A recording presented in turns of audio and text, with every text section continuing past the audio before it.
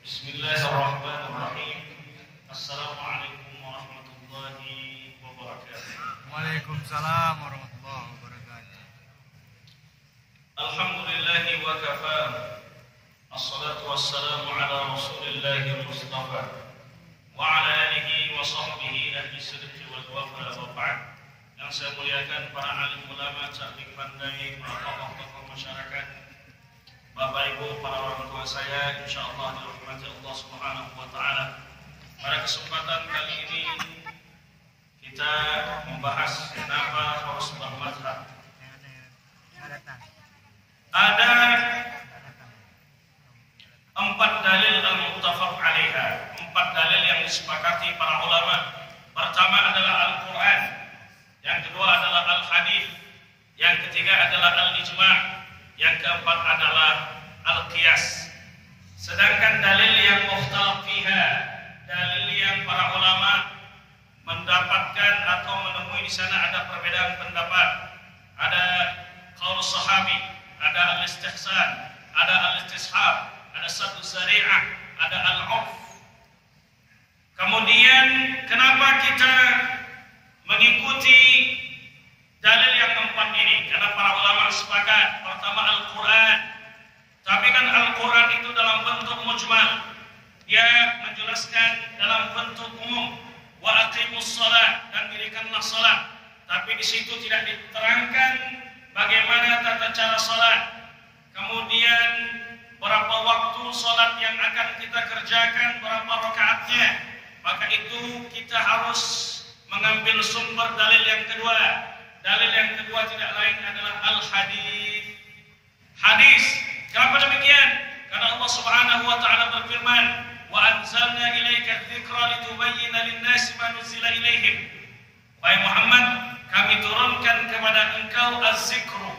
Az-zikru tidak lain adalah Al-Qur'an. Dari mana kita tahu dia adalah Al-Qur'an? Ketika Nabi ditanyakan, "Apa itu Al-Qur'an wahai Rasulullah?" Maka Rasulullah menjawab, Al-Quran adalah al-hablul matin, tali Allah yang amat sangat kuat, was-zikrul hakim, pengingat yang bijaksana, was-siratul mustaqim, dan tali dan jalan yang lurus. Maka terangkanlah wahai Muhammad apa yang kami turunkan kepada umatmu dari Al-Quran ini. Maka Rasulullah menjelaskan isi kandungan dari Al-Quranul Karim. Yang ketiga adalah al-ijma', konsensus para ulama, kesepakatan para ulama. Ijma' itu dalam usul fikih dikatakan ittifaqu jami'il mujtahidin fi amrin minal umur ad-diniyah ba'da wafati Rasulillah sallallahu alaihi wasallam. Kesepakatan para ulama dalam urusan agama setelah wafatnya Nabi sallallahu alaihi wasallam. Setelah wafat Nabi, berkumpul para sahabat-sahabat di Saqifah Bani Sa'idah menentukan siapa yang berhak untuk menjadi khalifah pengganti setelah baginda Nabi sallallahu alaihi wasallam. Ada yang mengatakan yang berhak jadi khalifah adalah penduduk Makkah dari kaum Muhajirin. Ada yang mengatakan dari kaum Ansar, penduduk kota Madinah Al-Munawwarah. Maka dikeluarkanlah beberapa pendapat bahwa yang berhak untuk menjadi khalifah adalah dari Bani Quraisy, adalah dari suku Quraisy. Kemudian Abu Bakar Siddiq, dia adalah orang yang selalu menggantikan Rasulullah imam ketika Rasulullah berhalangan menjadi imam. Maka yang berhak untuk menjadi khalifah adalah Abu Bakar Siddiq. Sayyidina Ali, Abu Bakar Siddiq, Sayyidina Utsman, Sayyidina Umar sepakat yang mengurusi jenazah Nabi adalah Sayyidina Ali, karena dia adalah menantunya. Kemudian yang menentukan, bermusyawarah siapa yang berhak menjadi khalifah adalah Sayyidina Abu Bakar Siddiq, Sayyidina Utsman, Sayyidina Umar, dan sahabat-sahabat lainnya. Karena orang yang ketika dia tidak membaca sejarah menganggap bahwa Abu Bakar, Umar, Utsman adalah orang yang rakus akan kekuasaan. Padahal ketika sehari tanpa ada pemimpin, umat akan kacau balau. Itulah sebabnya di suatu daerah ketika seorang pemimpin itu sudah turun dari jabatan, ditunjuk PJ-nya, ditunjuk PLT-nya, karena umat ini tidak bisa sehari tanpa pemimpin. Maka tuduhan itu tak tepat. orang-orang Syiah menuduh Abu Bakar, Umar dan Utsman adalah orang-orang yang rakus akan kekuasaan, maka mereka dalam syahadatnya mengatakan asyhadu an la ilaha illallah wa anna Muhammadar Rasulullah wa anna Abu Bakr wa Umar wa Utsman kulluhum finnar. Dan Abu Bakar, Umar, Utsman semuanya di api neraka karena mereka rakus akan kekuasaan dan karena mereka merebut kekuasaan Ali serta mereka memalsukan, mentahrif isi kandungan daripada Al-Quran, padahal Al-Quran itu sudah dijamin penjagaannya oleh Allah Subhanahu wa taala sesuai dengan firman Allah, "Inna nahnu nazzalna dzikra wa inna lahu lahafizun." Hari ini kami yang turunkan Al-Quran dan kami juga yang menjamin penjagaan Al-Quran. Yang keempat adalah al-qiyas. Qiyas itu analogi. Orang yang mengharamkan qiyas, bagaimana bisa dia mengharamkan narkoba? Karena tidak pernah dalam Al-Quran, dalam hadis Nabi mengatakan la tashrabul hashish. Janganlah kau isap ganja sampai kau sakau. Tak ada. Tak ada dalilnya.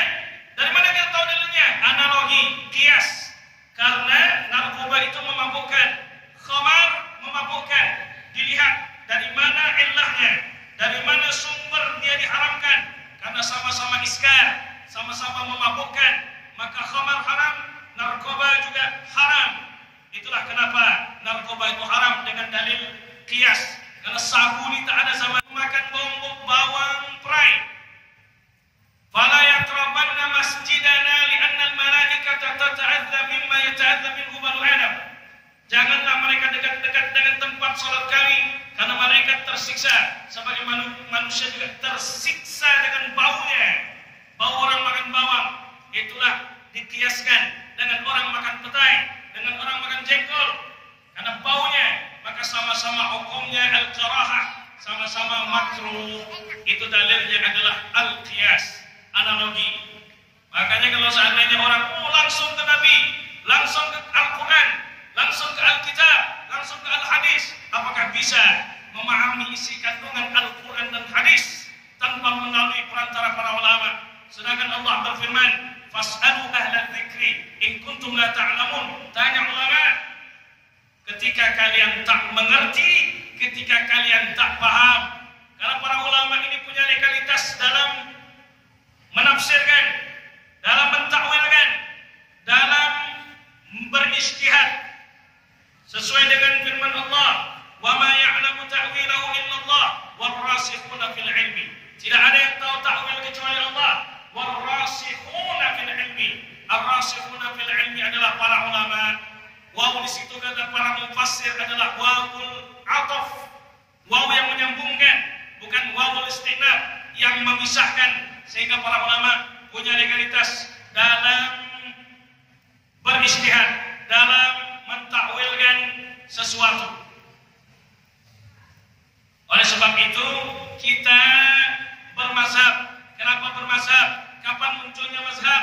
Munculnya mazhab itu tidak lain adalah dimulai pada abad ketiga, pada abad kedua, ketiga. Dulu kenapa mereka orang-orang salaf 3 abad pertama Hijriah mereka tidak perlu harus susah-susah mencari hukum, karena segala sesuatu sahabat itu selalu menanyakan kepada Nabi, bagaimana hukumnya ini wahai Rasulullah? Nabi menjawab. Bagaimana hukumnya ini wahai Rasulullah? Nabi menjawab. Yang jadi masalah, sahabat ini banyak yang wafat di medan perang. Itulah salah satu asal usul kenapa dikumpulkannya Al-Quran. Karena hufaz, para penghafal Quran, banyak yang wafat di medan perang. Akhirnya Umar memerintahkan kepada Abu Bakar, sang khalifah, kumpulkan Quran. Khaufan bidiya'is sahaba al-hufaz, bidiya'il Quran. Takut kalau seandainya wafatnya para hufaz, orang yang hafal Quran ini, hilang pula nanti Al-Quran. Oleh sebab itu dikumpulkanlah Al-Quran menjadi sebuah mushaf. Batal kaidah yang mengatakan semua yang tidak dikerjakan Nabi kalau kita kerjakan adalah fitnah. Karena Nabi tidak pernah mengumpulkan Al-Quran menjadi sebuah buku, menjadi sebuah mushaf, menjadi sebuah mushaf. Oleh sebab itu batal kaidah tersebut. Kemudian Aisyah radhiyallahu anha puasa saumat dahri, puasa setahun penuh. Mana pernah dicontohkan oleh Nabi? Apakah Aisyah termasuk ahli bid'ah? Bapak Ibu yang dirahmati Allah Subhanahu wa taala, banyak sahabat yang berhijrah, ada yang ke Turki, Abu Ayyub Al-Ansari, karena Abu Ayyub ingin merealisasikan hadis Nabi SAW, la tuftahanna al-Qastantiniyah, nanti Konstantinopel akan dibebaskan. Fa ni'mal amiru amiruha, sebaik-baik pemimpin-pemimpinnya. Wa ni'mal jaisuha, sebaik-baik pasukan adalah pasukannya. Abu Ayyub ingin dia yang menjadi orang yang ditunjuk oleh Nabi, diberikan isyarat oleh Nabi, siapa yang berhak, siapa yang akan menjadi pemimpin Konstantinopel, yang menaklukkan Konstantinopel yang sekarang menjadi kota Istanbul. Tapi Abu Ayyub tidak demikian, karena tidak didukung dengan pasukan yang terbaik. Akhirnya yang membebaskan Konstantinopel adalah Muhammad Al-Fatih. Itulah sebab kenapa Abu Ayyub makamnya ada di Turki. Kemudian sahabat ada yang merantau ke kota Taif, yaitu Abdullah bin Abbas radhiyallahu anhuma. Sahabat juga ada yang merantau ke Mesir, Said Uqbah bin Amir Al-Juhaini. Ada Amr bin As. Amr bin As adalah seorang gubernur di Mesir saat pemerintahan Khalifah Umar bin Khattab. Sahabat ada yang merantau kemana-mana. Ada Bilal bin Abi Rabah yang berangkat ke Syria setelah wafatnya baginda Nabi SAW. Akhirnya pada masa abad kedua dan ketiga Hijriah, para ulama mengkodifikasi, mengumpulkan ajaran Nabi, ajaran sahabat, ajaran tabi'in, dikumpulkan pendapat-pendapat itu supaya bisa diteruskan ajaran tersebut. Itulah sampai sekarang masih bisa kita nikmati ajaran-ajaran, pendapat-pendapat para ulama. Apakah mazhab hanya ada 4? Imam Hanafi wafat 150 Hijriah, Imam Maliki wafat 179 Hijriah, Imam Syafi'i wafat 204 Hijriah di Mesir, Imam Ahmad bin Hanbal wafat 248 Hijriah. Apakah hanya ada 4? Tidak. Ada banyak. Ada Imam mazhab Imam Ibnu Khuzaimah, ada mazhab Imam Hasan Al-Basri, ada mazhab Imam Zaid, ada mazhab Imam Ja'far, ada mazhab Imam Lais bin Sa'ad di Mesir yang hidup semasa dengan Imam Malik.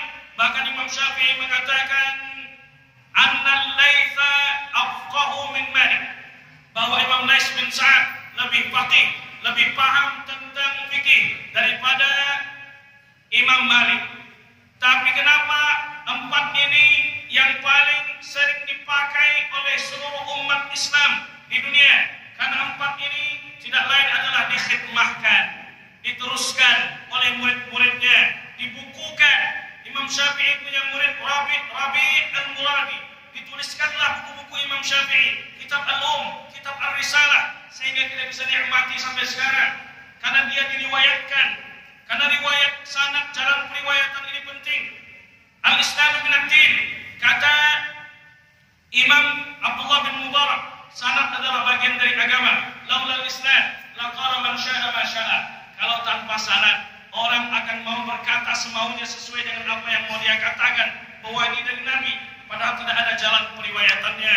Pendusta, man kadzaba alayya muta'ammidan falyatabawwa maq'adahu minan nar. Kata Nabi, siapa yang bicara sesuatu kepadaku tentang aku tidak pernah menyebutkan itu, sengaja dia mengucapkannya, maka siapkan tempat duduk di api neraka.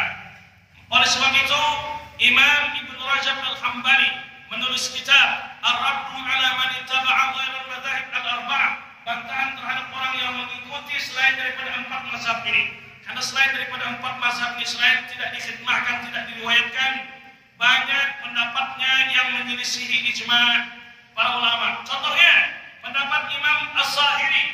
Pendapat Imam Az-Zahiri, ketika semua ulama sepakat Quran tak boleh disentuh kecuali orang yang berwudu, la yamassuhu illal mutahharun.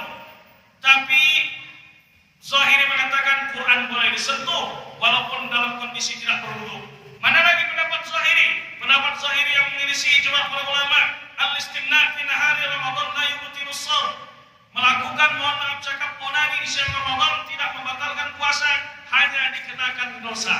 Kadang kalau baca kitabnya pendapat Zahiri, bisa nyindir-nyindir sendiri kita. Pendapat Zahiri yang lain, bahwa ketika mengkhitbah seorang perempuan, kita kan yang boleh dilihat illa hadza wa hadza, kecuali ini yang hanya boleh tampak saja, kecuali tapak tangan dan wajah. Kalau mengkhitbah boleh melihat wajah, tapi mazhab Zahiri tidak. Fanzur ilaiha, maksud dari melihat, lihatlah kepadanya, kata Nabi. Maksud Imam Zahir, boleh melihat kepadanya seluruhnya boleh.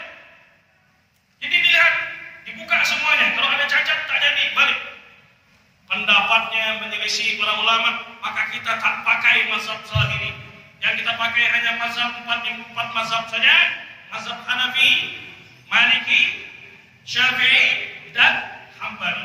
Mazhab yang paling hati-hati Bapak Ibu sekalian adalah mazhab Syafi'i. Imam Muhammad bin Idris Asy-Syafi'i yang dimakamkan di Mesir. Kenapa beliau paling hati-hati? Aksaruhum ihtiyatan. Kenapa yang paling banyak dipakai adalah mazhab Syafi'i? Selain mazhab Syafi'i ini, keutamaannya jumpa dengan masing-masing imam. Walaupun tak jumpa dengan Imam Hanafi langsung, tapi beliau jumpa dengan murid-muridnya di Kufah, di Baghdad. Jumpa dengan Imam Malik karena gurunya, jumpa dengan Imam Hambali karena muridnya. Kemudian mazhab Hanafi itu dikenal sebagai ahlur ra'yi, ahli di bidang pendapat. Kalau berijtihad lebih mengutamakan akal. Mana pendapat Imam Malik menggunakan, Imam Hanafi menggunakan akal. Di saat semua anggota tubuh perempuan adalah aurat, yang boleh nampak hanya tapak tangan dan wajah, Imam Hanafi mengatakan kaki wanita tidak aurat. Karena kalau aurat bagaimana memasak, mengurus anak, mencuci, ke pasar? Bagaimana kalau seandainya harus ditutup terus? Itu pendapat Imam Hanafi menggunakan akal. Saat semua mazhab mengatakan kalau zakat fitrah harus menggunakan qutul balad, makanan pokok. Tapi mazhab Hanafi mengatakan boleh menggunakan nuqud, boleh menggunakan uang. Karena kalau seandainya harus menggunakan makanan pokok, nanti kalau seandainya makanan pokok ini mereka jual bagaimana? Untuk beli susu anak, untuk bayar hutang. Karena kebutuhan orang tidak saja makanan pokok, maka boleh menggunakan uang. Tapi kalau seandainya mau menggunakan uang, kata para ulama, jangan pakai takaran kita 2,5. Pakailah takaran Imam Hanafi 3,8 kg. Bapak Ibu yang dirahmati Allah, kenapa mazhab Syafi'i yang paling hati-hati? Tengok ijtihad Imam Syafi'i. Di saat yang lain mengatakan bersentuhan antara laki-laki dan perempuan tak membatalkan wudu kecuali saat dia tidak bersyahwat. Itu mazhab Maliki. Kalau bersentuhan ibu dan bapak tanpa ada syahwat, maka tak batal wudunya. Tapi kita harus wudu dan menggunakan wudunya Imam Malik. Bagaimana wudunya Imam Malik? Kepala dan telinga menyatu jadi satu. Ke belakang, ke depan, tembak langsung ke telinga. Ke belakang, ke depan, ke telinga. Kalau umrah pakai ini, kalau mau aman. Pendapat Imam Hanafi, bersentuhan perempuan dan laki-laki tak membatalkan wudu, bersyahwat ataupun tak bersyahwat, karena makna aula masrumun nisa adalah al-jima'. Kalau berhubungan suami istri baru batal wudu. Kalau hanya bersentuhan tak membatalkan wudu. Tapi mazhab Syafi'i hati-hati.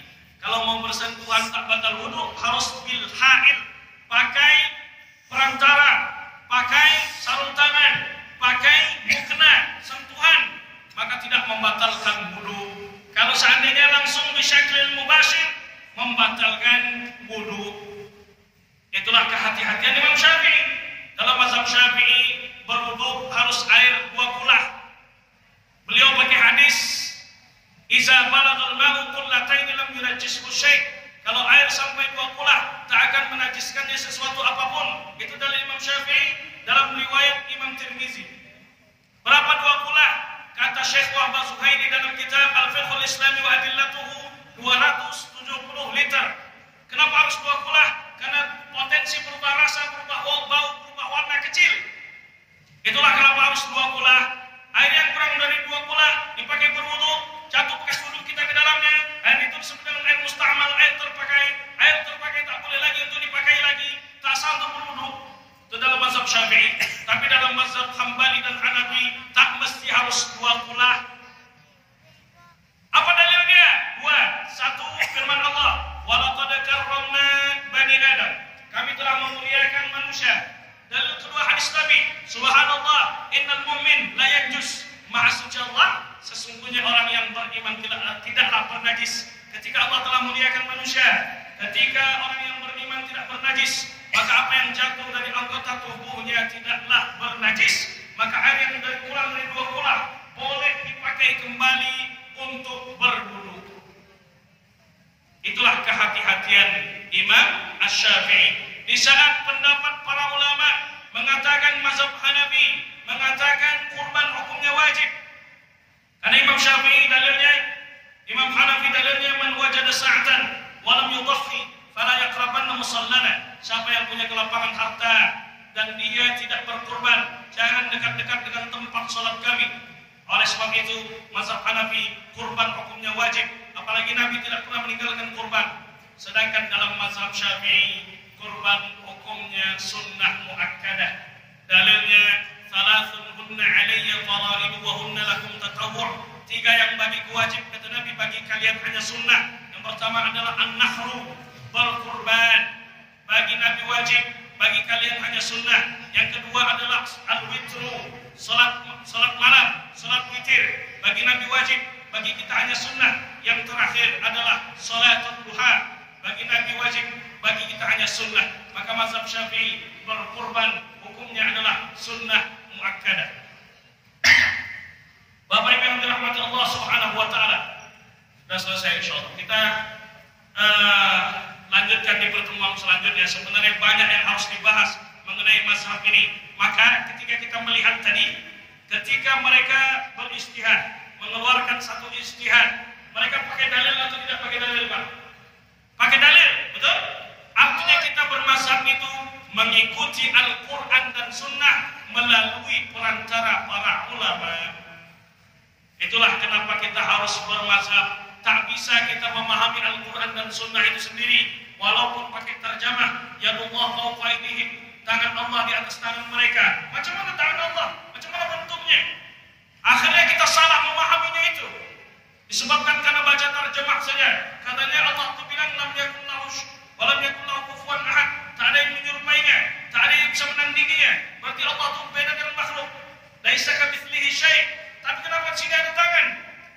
Kukira cuma makhluk yang ada tangan. Akhirnya, makanya para ulama mengatakan al-yad di situ, tangan adalah majaz. Ketika ditakwilkan, tangan di situ adalah maknanya al-qudrah, kuasa. Kuasa Allah di atas kuasa mereka. Dari mana kita paham? Dari perantara, melalui perantara para ulama. Li'anal ulama warasatul anbiya. Karena para ulama adalah pewaris para nabi dan rasul. Oleh sebab itu kenapa kita bermazhab? Disebabkan karena kita harus mengikuti para ulama untuk bisa memahami secara benar Al-Quran dan As-Sunnah. Terima kasih atas segala perhatian. Mohon maaf atas segala kekurangan. Allahumma ja'alna minal ladzina yastami'una al-qawla fayattabi'una ahsanah. Wassalamualaikum warahmatullahi wabarakatuh.